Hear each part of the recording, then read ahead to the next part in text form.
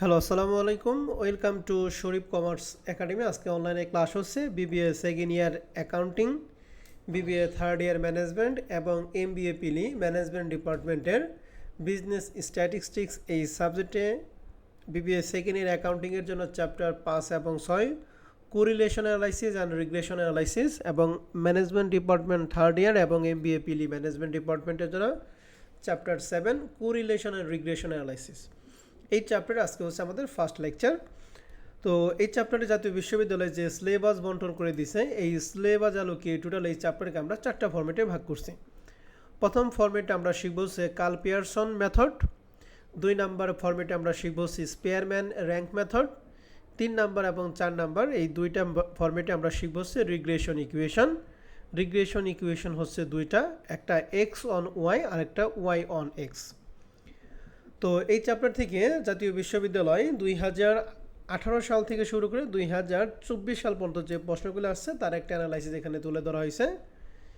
দেখতেছি যে 2018 সালে এই চ্যাপ্টার থেকে পার্ট বি এবং পার্ট সিতে একটা প্রশ্ন, 19 সালে পার্ট সিতে 2টা, 20 সালে পার্ট বি একটা এবং পার্ট সিতে 2টা, 21 সালে পার্ট বি পার্ট সিতে একটা, 22 সালে পার্ট বিতে একটা, পার্ট সিতে 2টা প্রশ্ন, 23 সালে পার্ট সিতে 2টা, 24 সালে পার্ট সিতে একটা। তো তোমরা পরীক্ষার্থী 2025 সালের পরীক্ষার্থী, আশা করি এখান থেকে পার্ট বি এবং পার্ট সিতে একটা প্রশ্ন থাকবে। যদি ভাগ্য ভালো থাকে তাহলে সেক্ষেত্রে পার্ট সিতে আমরা 2টা প্রশ্ন পাইতে পারি, যদি ভাগ্য ভালো থাকে।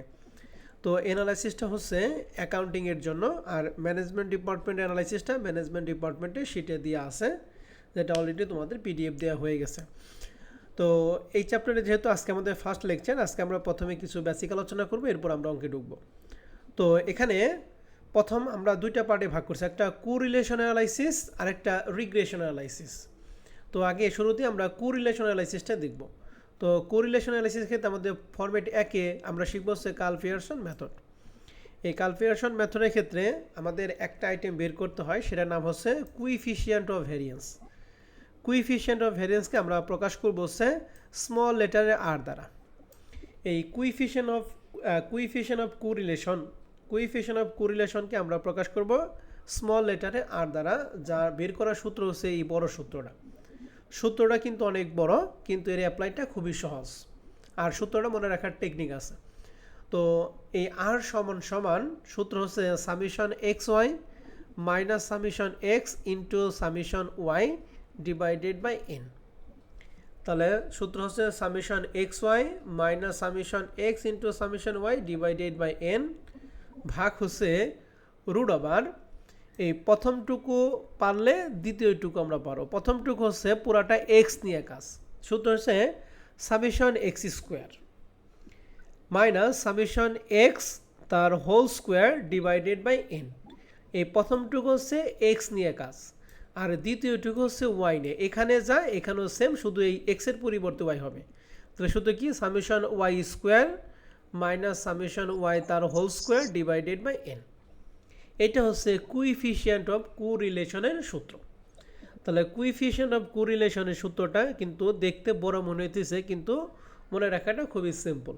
তাহলে সূত্রটা আমরা কি পড়লাম? Summation x Y minus summation x into summation y divided by n, ভাগ রুট ওভার প্রথমটুকু হচ্ছে এক্স এর মান, দ্বিতীয়টুকু কার মান বলো দেখি?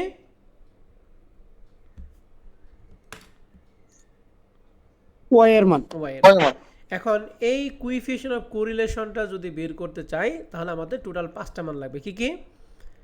সামিশন এক্স এর মান লাগবে, সামিশন ওয়াই এর মান লাগবে, সামিশন এক্স ওয়াই এর মান লাগবে, সামিশন এক্স স্কোয়ার মান লাগবে, এবং সামিশন ওয়াই স্কোয়ার মান লাগবে। কটা মান লাগবে বলো দেখি? 5টা। এই 5টা মান বের করার জন্য আমরা একটা টেবিল করব, ওই টেবিলের মধ্যে আমরা 5টা মান পাবো। এই কার্ল পিয়ারসন মেথডের ক্ষেত্রে কুইফিশিয়েন্ট অফ কোরিলেশন বের করার পরে একটা কমেন্ট করতে বলে। তো কমেন্টটা খুবই সহজ, এই আর এর মান যদি পজিটিভ হয় তাহলে আমরা প্রথম কমেন্ট করব, আর যদি নেগেটিভ হয় তাহলে আমরা দ্বিতীয় কমেন্টটা করব। যদি আর এর মান পজিটিভ হয় তাহলে আমরা কমেন্ট করব, from the above result we can say that there is a high degree positive correlation between. আমাদের দুইটা আইটেমের মধ্যে মান দেওয়া থাকবে, মনে করে একটা ডিমান্ড একটা প্রাইস, তাহলে এই প্রথমটা লিখব ডিমান্ড, দ্বিতীয়টা লিখব প্রাইস। আবার যদি প্রথম বলে হাজব্যান্ড এবং ওয়াইফ, তাহলে প্রথমে হাজব্যান্ড দিব, এরপরে ওয়াইফ দিব। অর্থাৎ যে দুইটা আইটেম থাকবে প্রথমটা অ্যান্ডের পরে দ্বিতীয়টা লিখবো। তাহলে পজিটিভ ক্ষেত্রে লিখবো হাই ডিগ্রি পজিটিভ, আর নেগেটিভ যদি হয় তাহলে সেম জিনিস শুধুমাত্র লিখবো হাই ডিগ্রি নেগেটিভ। তাহলে উভয় ক্ষেত্রে আমরা লিখবো হাই ডিগ্রি, পজিটিভের ক্ষেত্রে লিখবো পজিটিভ, নেগেটিভের ক্ষেত্রে লিখবো কি নেগেটিভ। ক্লিয়ার কথা? জি স্যার। তো এবার আসেন আমরা তাহলে শুধুমাত্র আজকে আমরা এই সূত্র নিয়ে একটু আলোচনা করব, যেহেতু আলোচনা করছি এই সূত্র নিয়ে আমরা কিছু অঙ্ক করব। তো আসেন আমরা প্রথম অঙ্কটা একটু দেখি। মনে রাখবেন সবসময় আমাদের প্রশ্নের মধ্যে দুইটার মান প্রশ্নের সবসময় দেওয়া থাকবে, এক্সের মান দেওয়া থাকবে এবং ওয়াইয়ের মান দেওয়া থাকবে। কার কার মান দেওয়া থাকবে বলো দেখি? এক্স এবং কি ওয়াই, আর বাদ বাকিগুলি আমরা বের করে নিব। এক নম্বর প্রশ্নে বলা আছে, এটা 2023-2016 সালে আসছিল। প্রশ্ন বলছে from the following data find out the coefficient of correlation. তাহলে কুইফিশিয়েন্ট অফ কোরিলেশনটা বের করতে হবে। বলছে বিটুইন, কার কার মধ্যে? এই বিটুইনের পরের টুকু আমাদের ভালো করে খেয়াল করতে হবে।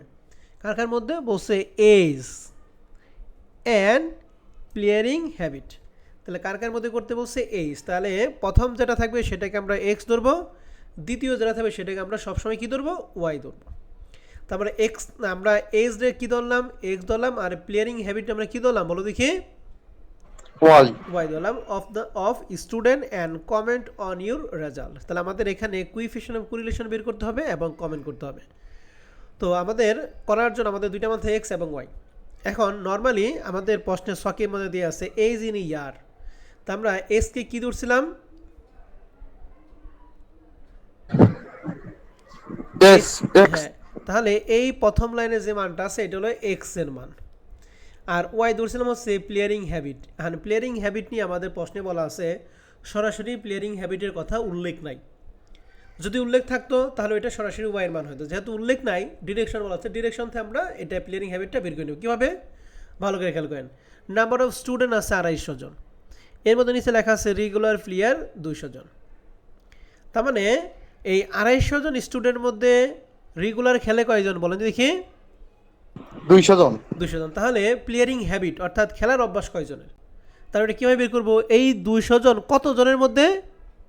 250 জন। তাহলে 200কে আমি 250 দ্বারা ভাগ কইরা 100 দ্বারা কী করব? গুণ করব। তাহলে আমরা শতকরা প্লেয়ারিং হ্যাবিটের মানটা পাবো। বুঝতে পারছি?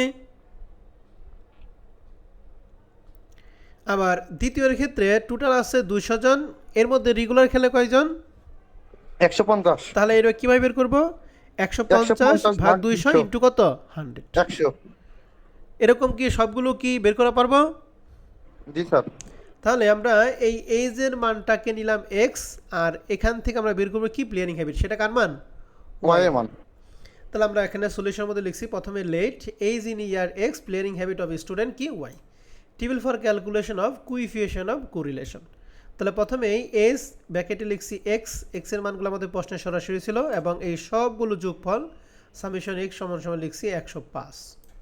প্লেয়ারিং হ্যাবিট ব্র্যাকেটে লিখছি ওয়াই, প্লেয়ারিং হ্যাবিটটা কীভাবে বের করবো আমি শিখিয়ে দিছি। প্রথমটার ক্ষেত্রে 200 250 দ্বারা ভাগ 100 দ্বারা গুণ করলে মান পাবো 80। এরপরে 150 200 দ্বারা ভাগ 100 দ্বারা গুণ করলে পাবো 75। এরকম সবগুলো গুণ করলে আমরা এই মানগুলি পাবো। ওকে? জি স্যার। এবং এই 80 75 60 40 15 এবং 30 এই সবগুলো যোগ করলে সামেশন ওয়াই সমান সমান পাবো হচ্ছে 300। তাহলে এক্স এবং ওয়াই এই দুইটা নিয়ে আপনাদের মধ্যে কারো কোনো প্রশ্ন আছে কিনা বলেন? নাই স্যার। সবাই কি বুঝছেন?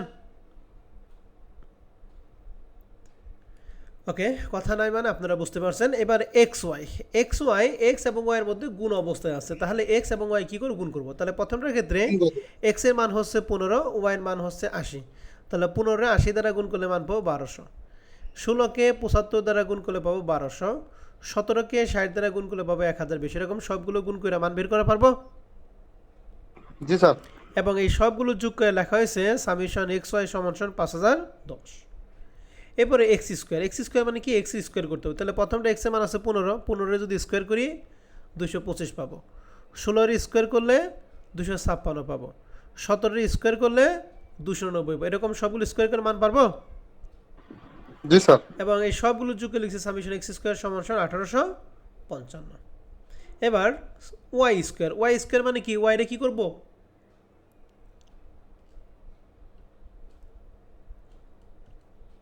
বলেন ওয়াই স্কোয়ার মানে কি, ওয়াইরে কি করতে হবে, স্কোয়ার 80 কে স্কোয়ার করতে হবে। তাহলে এই 80কে যদি স্কোয়ার করি 6400, 75কে স্কোয়ার করলে 5625, 60রে স্কোয়ার করলে 3600, এরকম সবগুলোকে আমরা স্কোয়ার করছি এবং সবগুলো যোগফল সামেশন ওয়াই স্কোয়ার সমান সমান 18350।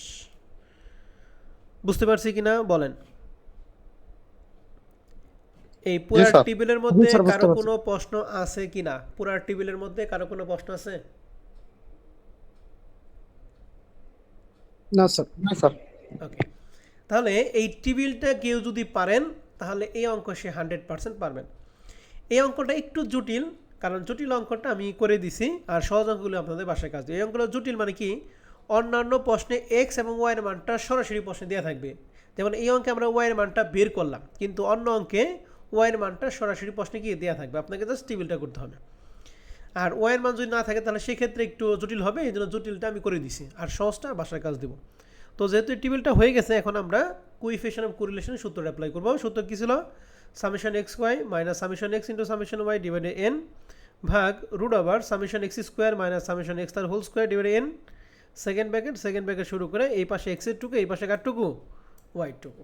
কয়েকটুকু। তাহলে এখানে সামেশন এক্স ওয়াইয়ের মান এখানে পাইছি 5010, এখানে 5010 minus summation x 110 into summation y 300, তাহলে 105 ইন্টু সামেশন ওয়াই মান পাইছি 300 আর ডিভাইডেড বাই এন। এন মানে হচ্ছে এখানে কয়টা সংখ্যা ছিল, 1 2 3 4 5 6টা, এই জন্য এনের মান হচ্ছে 6 ভাগ root over summation x square মান পাইছি 1855, এই জন্য 1855 মাইনাস সামেশন এক্সের মান পাইছিলাম আমরা কত, 105, 105 আমরা স্কোয়ার করছি, এনের মান হচ্ছে 6, সেকেন্ড ব্র্যাকেট ক্লোজ, আবার সেকেন্ড ব্র্যাকেট শুরু, সামেশন ওয়াই স্কোয়ার মান আমাদের এখানে পাইছিলাম 18350, এখানে ভুলে রাখা হয়েছে 13350, এটা হবে 18350 হবে। ক্যালকুলেশন ঠিক আছে, 18350 মাইনাস সামেশন ওয়াইয়ের মান পাইছিলাম 300 আমরা স্কোয়ার করছি ডিভাইডেড বাই 6। মান বসানোর কি বুঝতে পারছি সবাই? জি স্যার।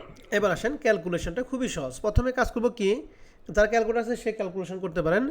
105 ইন্টু 300 যা হবে তারে 6 দ্বারা ভাগ করব, যা হবে 5010 থেকে বিয়োগ করলে মান পাবো -240।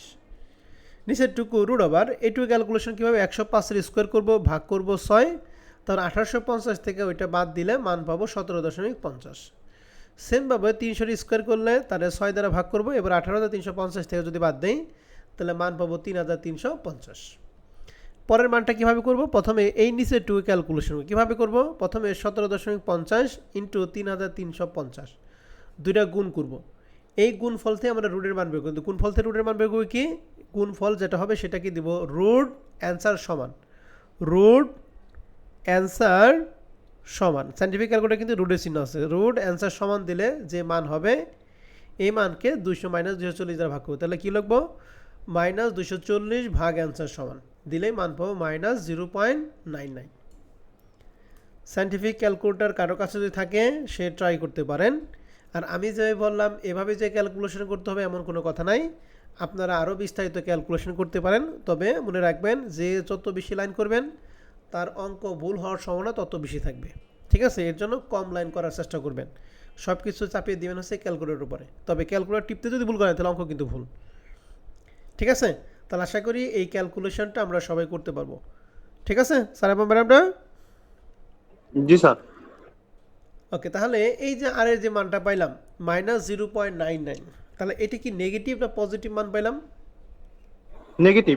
নেগেটিভ মান পাই, তাহলে আমরা হাই ডিগ্রি পজিটিভ না হাই ডিগ্রি নেগেটিভ লিখবো কমেন্টের ক্ষেত্রে?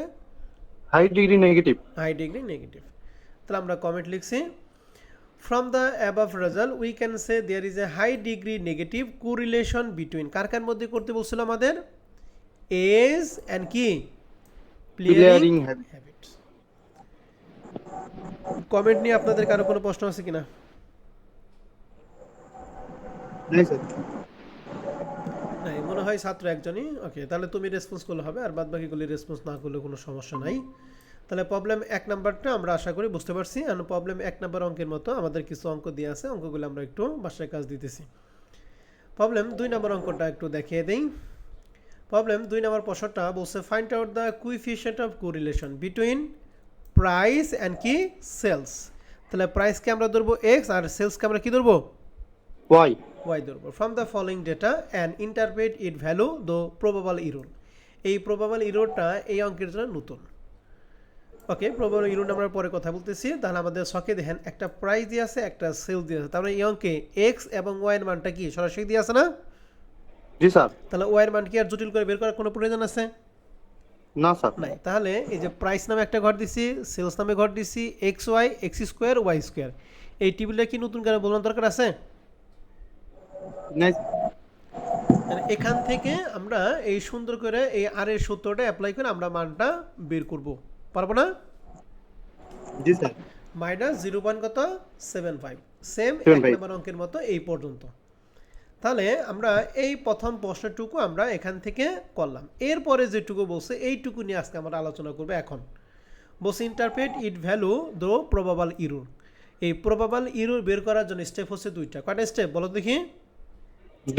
দুইটা স্টেপ। প্রবাবল ইরর বের করার স্টেপ দুইটা। প্রথম স্টেপে আমরা বের করব পিই অফ আর, অর্থাৎ আর এর প্রবাবল ইরর বের করব। যা বের করার সূত্র হচ্ছে 0.6745 into 1 minus r square divided by root n. তাহলে সূত্র কি 0.6745 into 1 minus r square divided by root n. এখানে ক্যালকুলেশন করে আমরা যে মানটা পাবো এই মানটাকে আমরা বলছে প্রবাবল ইরর অফ আর, অর্থাৎ আর এর যে মানটা তার প্রবাবল ইরর বের করব। এই মানের সাথে সেকেন্ড স্টেপে আমরা লিখছি 6 টাইমস অফ প্রবাবল ইরর, অর্থাৎ এই যে মানটা পাবো এই মানকে আমরা কয় গুণ করব? 6 গুণ করব। এই 6 এর জায়গায় কখনো 3 হবে না, কখনো 4 হবে না, কখনো 7 হবে না, 6 থাকবে। তাহলে প্রবাবল ইরর বের করার জন্য আমাদের স্টেপ হচ্ছে দুইটা। প্রথমে আর এর কি বের করব? প্রবাবল ইরর বের করব। এরপরে অর্ডার কয় গুণ করতে হবে? 6 গুণ করার পর যে মান হবে এই মানের সাথে আমরা যে আর মান পাইছি, আর এর মান যে পাই, এই দুইটা মানের সাথে আমরা কি করব? কম্পেয়ার করব। কম্পেয়ার করে দেখব যে কোন মানটা বড় বা কোন মানটা ছোট। লেখা আছে যখন আর এর মান প্রবাবল ইররের 6 গুণের থেকে ছোট হবে। যখন ছোট হবে তখন আমাদের এই কমেন্টটা, আর যখন বড় হবে তখন দ্বিতীয় কমেন্টটা। ঠিক আছে? তাহলে কার কার সাথে কম্পেয়ার করব? আমরা যে আর এর মান পাইছি ওই আর এর মানের সাথে প্রবাবল ইরর যে মান পাইছি এই মানে কয় গুণ? 6 গুণ। যে মানটা পাবো এই দুইটার সাথে কম্পেয়ার করে আমরা কমেন্ট করব। তো আসেন তাহলে আমরা একটু প্রবাবল ইররটা একটু বের করি। তো এখানে আমরা আর এর মানটা কত পাইছি একটু বলেন তো দেখি? মাইনাস 0.75। তাহলে আমরা প্রথমে লিখছি প্রবাবল ইরর অফ আর, সূত্র কি 0.6745 into 1 minus r square divided root n. তাহলে 0.6745 ইন্টু 1 মাইনাস আর মানে এখানে পান পাইছি মাইনাস 0.75। তাহলে লিখছি minus 0.75 whole square divided by n root n. N মানে আমাদের এখানে টোটাল সংখ্যা ছিল, এই যে প্রাইসের মান ছিল টোটাল 10টা, এই জন্য এন এর মান হচ্ছে 10। তাহলে এটাকে যদি আমরা ক্যালকুলেশন করি, যেভাবে ক্যালকুলেশন করেন, ক্যালকুলেশন করলে মান হবে 0.0933। এটা কার মান বলো দেখি? আর এর প্রবাবল ইরর মান। এটার সাথে ওই আর এর কম্পেয়ার করব নাকি এই মানের 6 গুণের সাথে কম্পেয়ার করব? আগে এটা 6 গুণ বের করতে হবে। আগে এটা 6 গুণ করতে হবে। এই জন্য লিখছি 6 টাইম অফ প্রবাবল ইরর। তাহলে যে মান পাইছি এই মানের সাথে 6 গুণ করে মান পাইছি 0.5598। এখন আমরা কমেন্ট করব এই 6 গুণের মানের সাথে এই আর এর মানের সাথে কম্পেয়ার করব, এইটা এবং এইটা। তো দেখতেছি এখানে আর এর মান হচ্ছে মাইনাস 0.67 আর 6 টাইমস অফ প্রবাবল ইরর মান হচ্ছে 0.5598। তাহলে এই দুইটার সাথে কম্পেয়ার করে আমাকে বলেন আর এর মান কি ছোট না বড়? এই আর এর মানটা কি ছোট নাকি বড়? এই মানের সাথে এই মানের সাথে আর এর মান তো স্যার ছোট মনে হচ্ছে, কারণ আর মান তো মাইনাস আছে। এখানে যদি 0 হয় তারপর আর এর মান ছোট, কারণ আর এর মানটা মাইনাস আছে নাকি?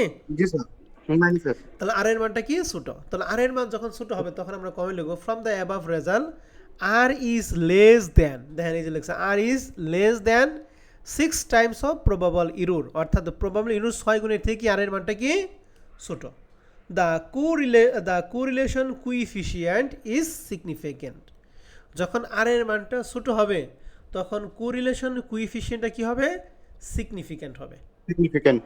আর যখন আর এর মানটা বড় না হয় ছোট না হয় যখন বড় হবে তখন লিখতে হবে result R is more than 6 times the probable error, the correlation coefficient is not significant. বুঝতে পারছি? তাহলে আর এর মানটা যদি ছোট হয় ইজ সিগনিফিক্যান্ট, আর আর এর মানটা যদি বড় হয় ইজ নট সিগনিফিক্যান্ট। মনে থাকবে? জি স্যার। তাহলে আমরা প্রবাবল ইরোর ক্ষেত্রে আমরা কয়টা স্টেপে কমেন্ট করব? 2টা স্টেপ। প্রথমে আর এর প্রবাবল ইরো বের করব, ওই মানের কয় গুণ করতে হবে? 6 গুণ। 6 গুণ যে মানটা পাবো এই মানের সাথে আমরা আর এর মানে কম্পেয়ার করব। যদি আর এর মান ছোট হয় তাহলে সিগনিফিক্যান্ট, আর এর মান বড় হলে কি? Not significant. Not significant. আশা করি আমরা বুঝতে পারছি। কার কোনো সমস্যা আছে এটা নিয়ে?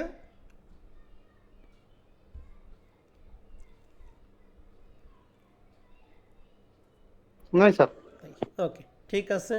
প্রবলেম 3 নম্বর অঙ্কটা আমরা নেক্সট ক্লাসে করাবো, এটা আপাতত দরকার নাই। আমরা এখন কিছু এক্সারসাইজ চলে যাব। এক্সারসাইজ 1 নম্বরটা 2020 সালে ম্যানেজমেন্ট ডিপার্টমেন্টের প্রশ্ন বলছে find out the coefficient of correlation. কার মান বের করতে বলছে বলেন তো দেখি? আর এর মান। আর এর মান on the following data and comment on this result. Comment করতে হবে। তাহলে কার কার সাথে? প্রথমে আছে ইনকাম, এরপরে কি আছে? এক্সপেন্ডিচার্স। তাহলে ইনকাম মানে এক্স আর এক্সপেন্ডিচার্স মানে কি? ওয়াই। তাহলে টিবিল কইরা আমরা আর এর মান কি বের করা পারবো?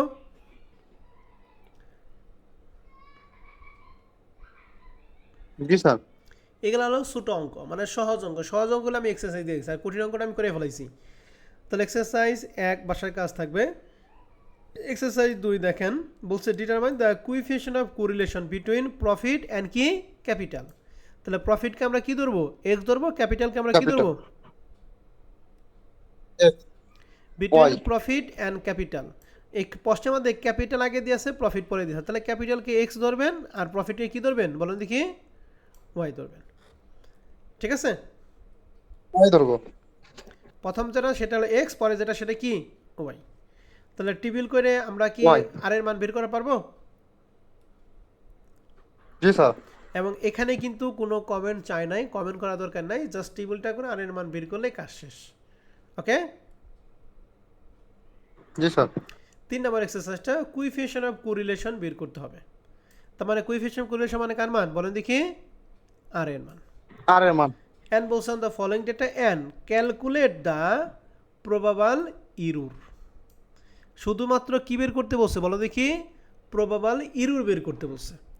প্রবাবল ইরোর মাধ্যমে কিন্তু প্রমাণ করতে পারে না। যদি বলে ইন্টারপ্রেট ইট প্রবাবল ইরোর, অর্থাৎ প্রবাবল ইরোর যদি প্রমাণ করতে বলে তাহলে সেক্ষেত্রে আমাদের কমেন্ট করতে হবে। আর যদি শুধু প্রবাবল ইরোর বের করতে বলে তাহলে শুধুমাত্র বলো তো দেখি প্রবাবল ইরো করার জন্য আমরা কমেন্ট করার জন্য কয়টা স্টেপ ফলো করছিলাম? দুইটা। ওই দুইটা স্টেপ ফলো করে কমেন্ট করব যখন কমেন্ট করতে বলবে, মানে প্রমাণ করতে বলবে তখন 2টা স্টেপ করে তারপর আমরা কমেন্ট করব। আর শুধুমাত্র যদি প্রবাবল ইরো বের করতে বলে তাহলে শুধুমাত্র প্রথম স্টেপটা। ওকে? জি স্যার। তাহলে ছকের মধ্যে এক্স দিয়ে আছে, ওয়াই দিয়ে আছে। তাহলে এক্স এবং ওয়াই তো প্রশ্ন সরাসরি দিয়ে আছে। জাস্ট 5টা ছক করে আমরা আর এর মান বের করে কি পারবো? জি স্যার। এবার প্রবাবল ইরর বের করার আমাদের সূত্র জানি 0.6745 into 1 minus r square divided কি রুট কি এন। এই সূত্র ফালিয়ে যে মানটা হবে এই মানটাই হচ্ছে এইটা।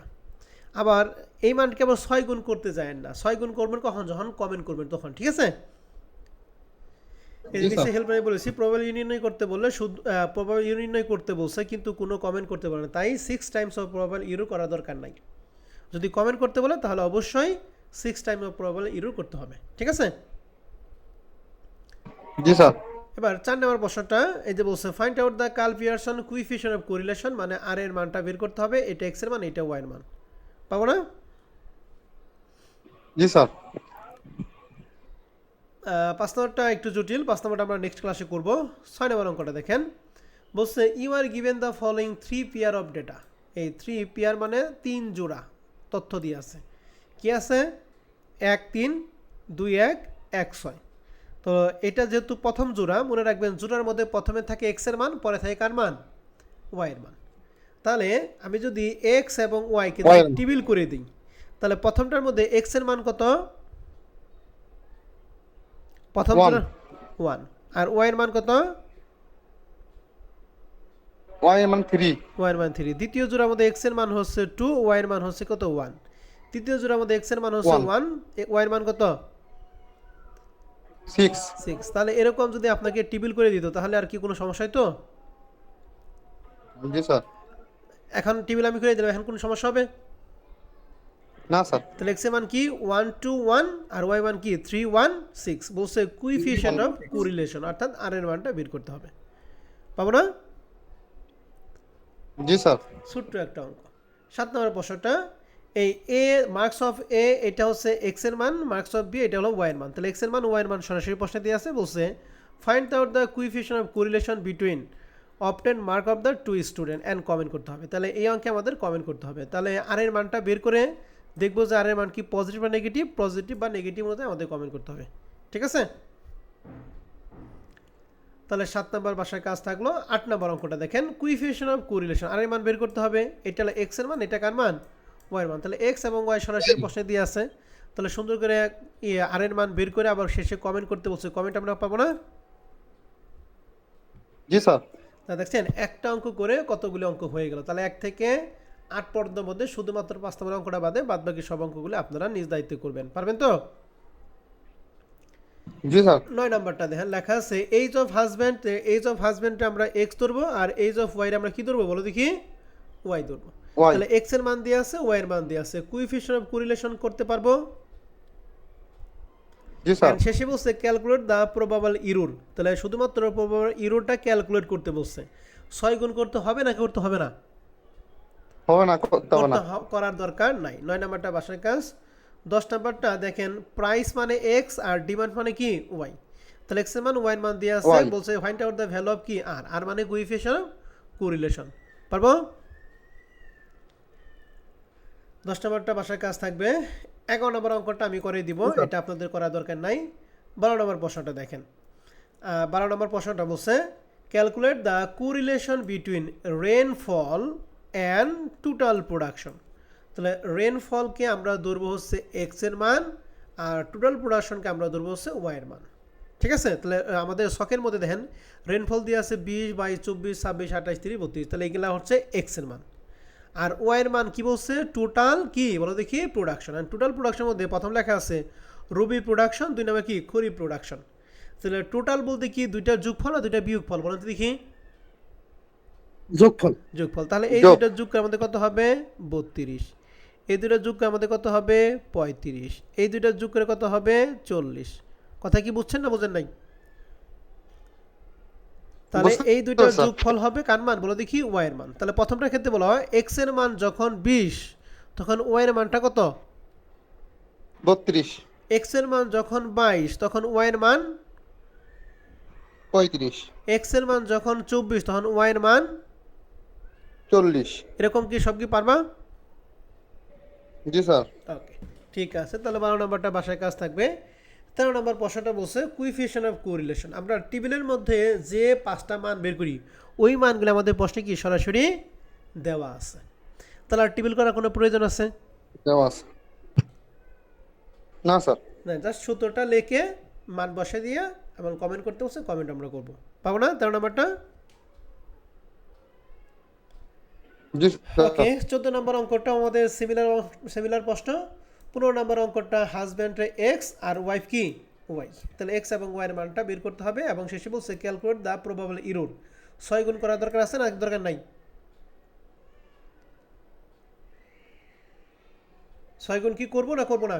করা লাগবে না স্যার করা লাগবে না। করা লাগবে না স্যার 16 নম্বর প্রশ্নে ইনকাম আছে এক্স, এক্সপেন্স আছে কি? ওয়াই। তাহলে এখানে আর এর মানটা বের করে কমেন্ট করতে হবে।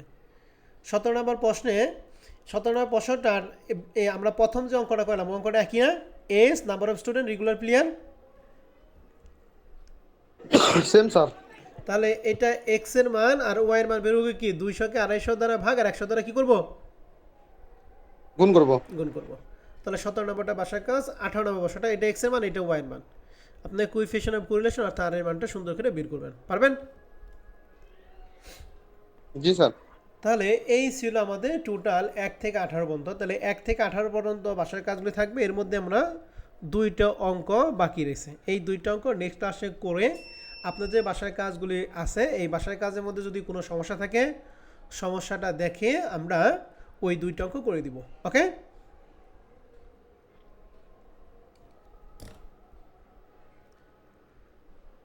তাহলে আজকের ক্লাস আমাদের এই পর্যন্ত থাকবে। কারো যদি কোনো প্রশ্ন থাকে তোমরা প্রশ্ন করতে পারো।